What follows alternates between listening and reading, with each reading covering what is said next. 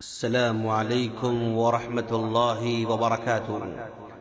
سامعین، او مختصر قرآن سمجھیں، پارہ نمبر 30 پارٹ نمبر 2 لے کر ہم آپ کی خدمت میں حاضر ہیں۔ سورہ طارق، اس سورت کا مرکزی مضمون مرنے کے بعد زندہ ہونے کا عقیدہ ہے۔ ستاروں کی قسم کھا کر بتایا کہ جس طرح نظام شمسی میں ستارے ایک محفوظ و مضبوط نظام کے پابند ہیں، اسی طرح انسانوں کی اور ان کے اعمال کی حفاظت کے لیے بھی فرشتے مقرر کیے گئے ہیں۔ مرنے کے بعد کی زندگی پر دلیل کے طور پر انسان کو اپنی تخلیق اول میں غور کرنے کی دعوت دی گئی ہے۔ بتایا گیا کہ جس نطفے سے انسان بنا ہے نا، وہ مرد اور عورت کے جسم کے ہر حصے سے جمع ہو کر تیزی کے ساتھ اچھل کر رحم میں منتقل ہو جاتا ہے۔ وہ اللہ اسے دوبارہ پیدا کرنے پر قادر ہے۔ آسمان سے پانی برسا کر، زمین پھاڑ کر، غلے اور سبزیاں نکال کر انسانی خوراک کا انتظام کرنے والا اس بات کو بیان کرتا ہے کہ یہ قرآن کریم حق و باطل میں امتیاز پیدا کرنے والی کتاب ہے۔ کافر سازشیں کر رہے ہیں اور اللہ ان کا توڑ کر رہا ہے، لہذا انہیں مہلت دیں اور یہ اللہ سے بچ کر کہیں بھاگ نہیں سکیں گے۔ اس کے بعد سورہ اعلیٰ ہے۔ ابتدا میں اللہ تعالیٰ کے ہر عیب کمزوری سے پاک ہونے کے اعلان کے ساتھ ہی اس کی قدرت کاملہ اور انسانوں پر اس کے انعامات و احسانات کا تذکرہ کیا گیا ہے۔ پھر اس بات کا بیان ہے کہ نبی کو براہ راست اللہ ہی تعلیم دیتے ہیں، جس میں نسیان اور بھول چوک کی کوئی گنجائش نہیں۔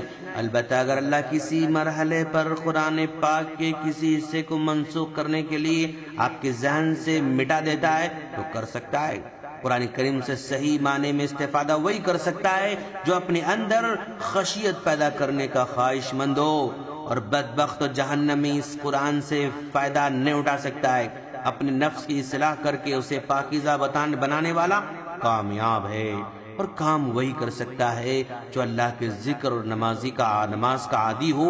اصل زندگی آخرت کی زندگی ہے، اور یہ بات حضرت ابراہیم علیہ السلام، حضرت موسیٰ علیہ السلام کتابوں میں بھی لکھی ہوئی ہے۔ اس کے بعد سورہ غاشیہ ہے۔ قیامت کی ہولناکی اور شدت، کافروں پر اترنے والی مشقت اور مصیبت، اور مومنوں کے لیے جنت کی نعمتوں کے ذکر سے اس سورت کی ابتدا کی گئی ہے۔ پھر توحید باری تعالیٰ کے دلائل کا بیان ہے۔ پھر نبی کریم صلی اللہ علیہ وسلم کو انسانیت کے لیے یاد دہانی اور نصیحت کرانے کا حکم ہے، اور قیامت کے احتساب کو اپنی نگاہوں کے سامنے رکھنے کی تلقین کی گئی ہے۔ اس کے بعد سورہ فجر ہے۔ ابتدا میں 5 قسمیں کھا کر اللہ تعالیٰ نے کافروں کی گرفت کرنے اور عذاب دینے کا اعلان کیا ہے۔ پھر اس پر واقعاتی شواہد پیش کرتے ہوئے قوم عاد، قوم سمود، فرعون اور ان کی ہلاکت کا بیان ہے۔ پھر مشقت اور تنگی میں، راحت اور وسعت میں انسان کی فطرت کو بیان کرتے ہوئے بتایا کہ آرام اور راحت میں اترانے اور عجب میں مبتلا ہونے لگتا ہے، اور کہتا ہے کہ میں اس لائق تھا تبھی تو مجھے یہ نعمتیں ملی ہیں، اور تکلیف اور تنگی میں اللہ کی حکمت پر نظر کرنے کے بجائے اللہ پر اعتراضات کر شروع کر دیتا ہے۔ پھر یتیموں اور مسکینوں کی حق تلفی اور حب مال کی مذمت بیان کی گئی ہے۔ اس کے بعد قیامت اور اس کی سختی بیان کرنے کے بعد بیان کیا کہ جب اللہ تعالیٰ فیصلہ کرنے لگے، فرشتے سب بندی کر کے کھڑے ہو جائیں گے، جہنم کو لا کر کھڑا کیا جائے گا۔ اس وقت کافروں کو عقل آئے گی اور نصیحت حاصل کرنے کی باتیں کریں گے جب وقت گزر چکا ہوتا ہے۔ اس وقت اللہ ایسا عذاب دیں گے کہ کوئی بھی ایسا عذاب نہیں دے سکتا۔ مجرموں کو ایسے جکڑیں گے کہ کوئی اس طرح جکڑ نہیں سکتا۔ اللہ کے وعدوں پر اطمینان رکھنے والوں سے خطاب ہوگا، اپنے رب کی طرف خوش و خرم ہو کر لوٹ جاؤ، ہمارے بندوں میں شامل ہو کر ہماری جنت میں داخل ہو جاؤ۔ اس کے بعد سورہ بلد ہے۔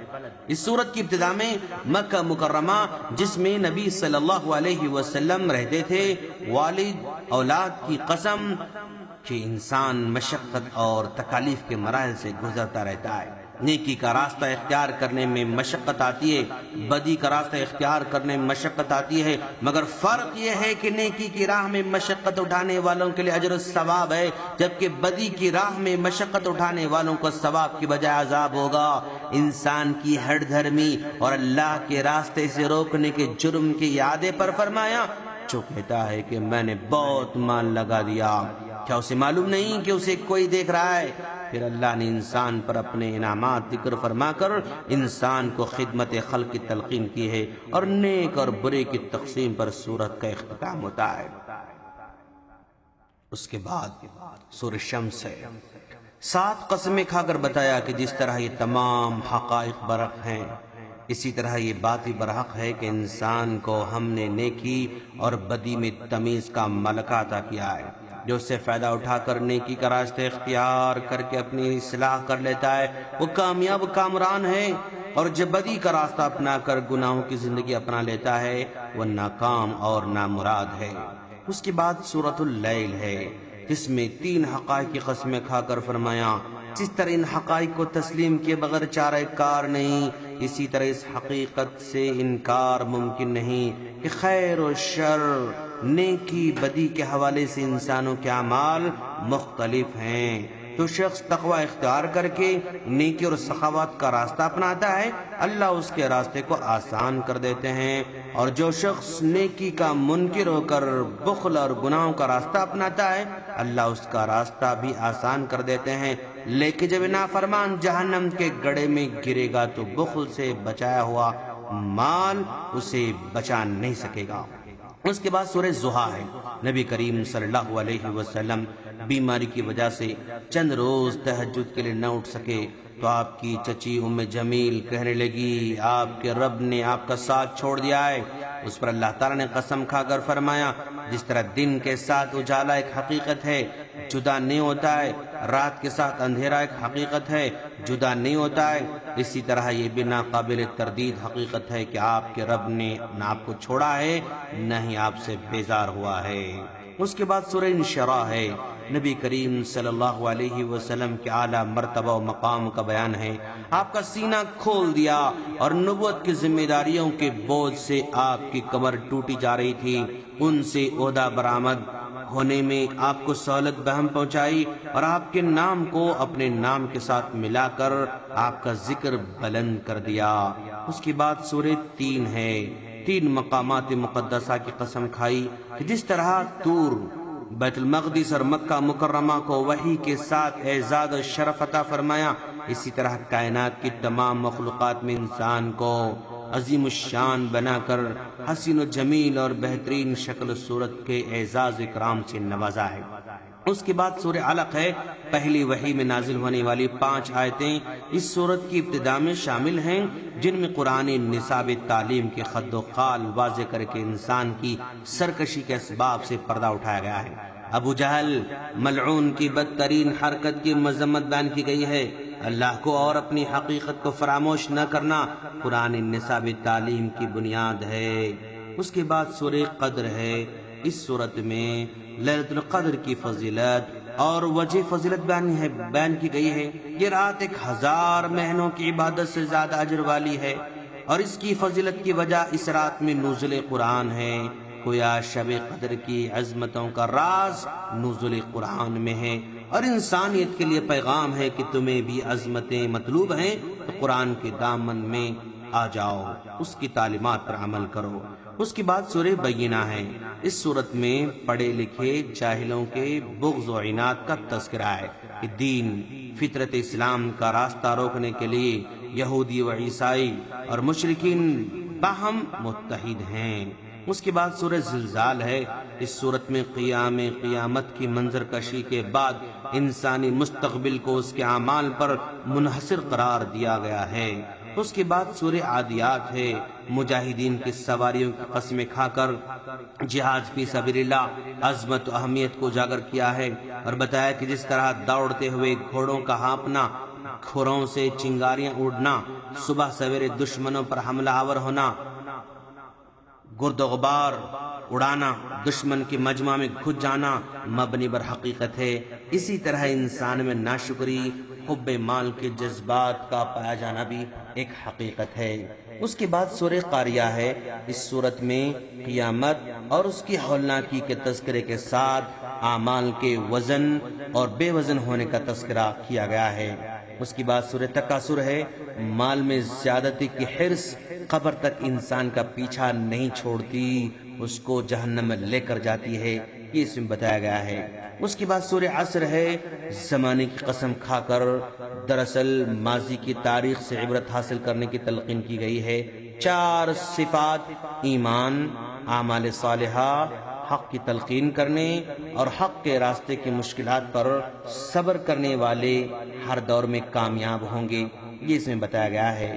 اس کے بعد سورہ حمزہ ہے، لوگوں کا مذاق اڑانے، طعنہ دینے والوں کی مذمت اس میں بیان کی گئی ہے۔ اس کے بعد سورہ فیل ہے، ہاتھیوں کے خانہ کعبہ پر حملہ آور ہونے اور ان کے عبرتناک انجام کا تذکرہ اس میں کیا گیا ہے۔ اس کے بعد سورہ قریش ہے، قریش مکہ اور ان کے واسطے سے ہر اس شخص کو غیرت دلائی گئی ہے جو براہ راست اللہ کی نعمتوں، خاص طور پر اللہ کے دین کی برکتوں سے فائدہ اٹھانے کے باوجود وہ رب کی عبادت اور اس کے دین سے فارغ ہو کر غافل ہوتے رہتے ہیں۔ اس کے بعد سورہ معون ہے، خدمت خلق کے کاموں میں غفلت برتنے، یتیموں کی کفالت سے دور رہنے والے کی سزا اور اس کی مذمت بیان کی گئی ہے۔ سورہ کوثر ہے، حوض کوثر جیسی خیر کثیر اپنے نبی کو عطا فرمانے کے اعلان کے ساتھ ہی دشمنان کا نام مٹا دینے کا اعلان کیا گیا ہے۔ اس کے بعد سورہ کافرون ہے، اسلامی نظام حیات کے علاوہ کسی دوسرے نظام کی طرف نگاہ اٹھانے سے منع کیا گیا ہے۔ اس کے بعد سورہ نصر ہے، اسلامی ترقی کے بام عروج، فتح مکہ کی پیشن گوئی اور لوگوں کے جوق در جوق اسلامی نظام میں داخل ہونے کی بات کی گئی ہے۔ اس کے بعد سورہ لہب ہے، اللہ اور اس کے رسول کے بدترین دشمن ابو لہب جو آپ کا چچا بھی تھا، قریش کا سردار بھی تھا، اپنی بیوی کے ساتھ عبرتناک انجام کو وہ پا چکا۔ سورہ اخلاص ہے، عیسائیوں اور مشرکوں کے باطل عقیدے کی تردید کی گئی ہے، اللہ کے مکمل صفات کا اس میں بیان کیا گیا ہے۔ سورہ فلق، تمام مخلوقات اور شرارت کے عادی حاسدین کے شر سے اللہ کی پناہ حاصل کرنے کی تلقین کی گئی ہے۔ سورہ ناس، قرآن مجید کی آخری سورت، توحید کی اقسام ثلاثہ کی طرف اشارہ کرتے ہوئے جن انسان کی قبیل سے تعلق رکھنے والے، ہر وسوسہ پیدا کرنے والے سے اللہ کی پناہ میں آنے کی ترغیب دی گئی ہے۔ اما عائشہ صدیقہ رضی اللہ عنہ فرماتی ہیں، رسول اللہ صلی اللہ علیہ وسلم روزانہ سونے سے پہلے اخلاص، سورہ فلق، سورہ ناس، تینوں سورتیں پڑھ کر اپنے دونوں ہاتھوں پر دم کر کے پورے جسم پر پھر لیا کرتے تھے اور یہ عمل 3 مرتبہ دہرایا کرتے تھے۔ اس طرح یہ قرآن مجید کا مختصر سا خلاصہ آج ختم ہونے جا رہا ہے۔ ہم اللہ سے دعا کرتے ہیں کہ باری تعالیٰ تو ہم تمام کو سننے سے بڑھ کر عمل کی توفیق عطا فرما، آمین۔ السلام علیکم ورحمۃ اللہ وبرکاتہ۔